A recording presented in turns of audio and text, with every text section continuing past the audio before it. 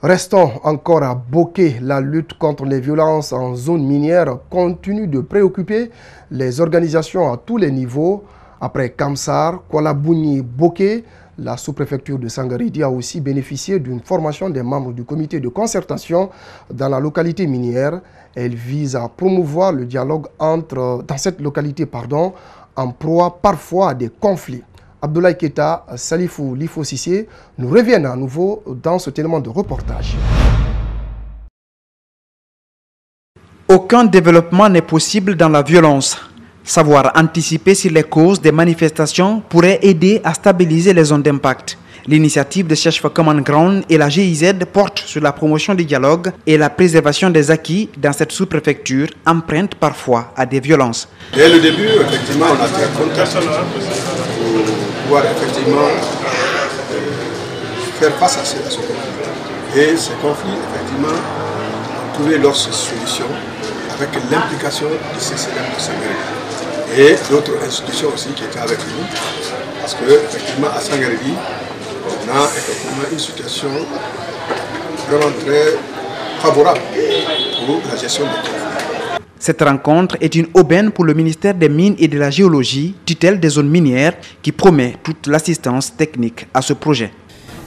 Donc, Cheshfa Common Ground nous aide à former ces structures dans les techniques de prévention, mais aussi de gestion de la paix dans les localités minières. C'est une très bonne chose et que nous accompagnons à travers toutes les structures existantes au ministère des Mines et de la Géologie.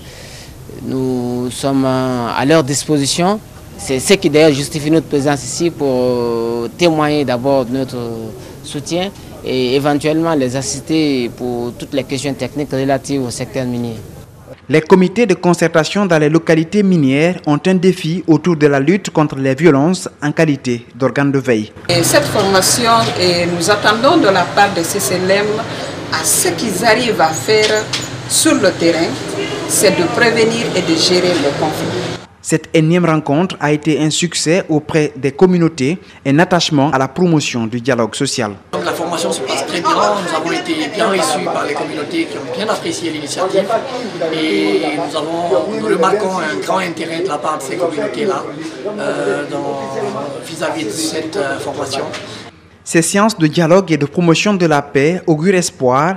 Elles doivent cependant être démultipliées davantage pour une meilleure appropriation des communautés pour la promotion et la préservation de la paix en zone minière. Sport, don d'équipements sportifs aux footballeurs locaux de Boké. Le geste est du consortium SMB Winning UMS, un appui constant au sport à la base.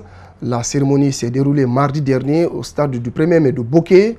Le lot constitué de plusieurs maillots, des paires de sport et d'autres accessoires ont été reçus par le président du sous-district de football de la localité.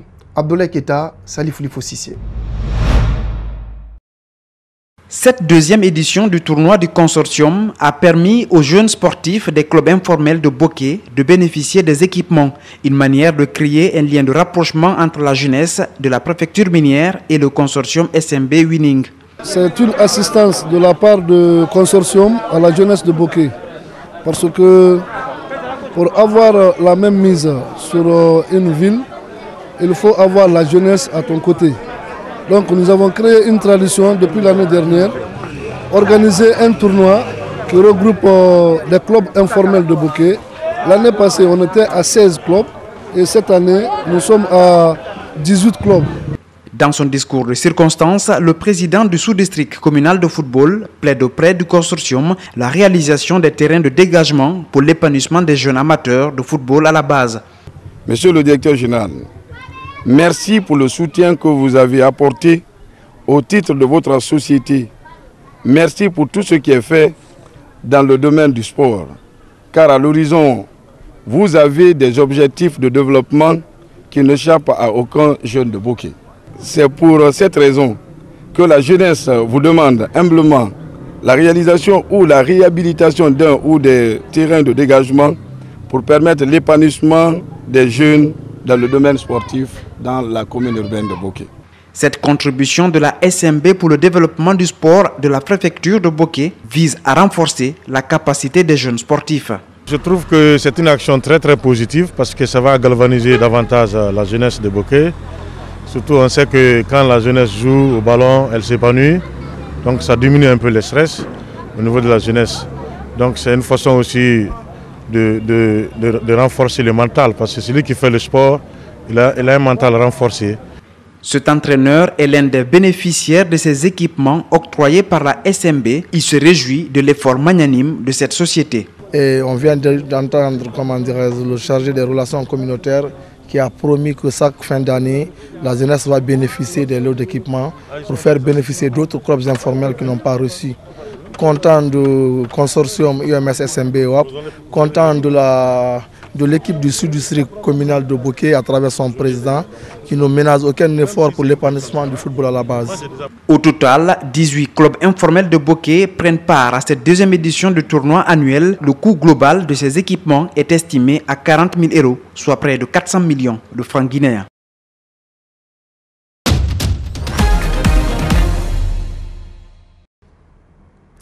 Voilà donc ce qui concentrait l'actualité nationale. À présent, l'actualité africaine et étrangère. Longtemps simple plaque tournante des drogues de synthèse en provenance d'Amérique latine, le Nigeria pourrait bientôt devenir un pays producteur de méthamphétamine pour les trafiquants. Ce stimulant devenu populaire dans le monde entier est aujourd'hui très rentable. Reportage.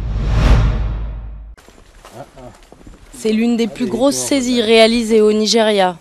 Mi-novembre, l'agence antidrogue a découvert ce laboratoire clandestin près d'Owerri, dans le sud du pays. À l'intérieur, les enquêteurs ont trouvé l'équivalent de plus d'1 million de dollars de méthamphétamine.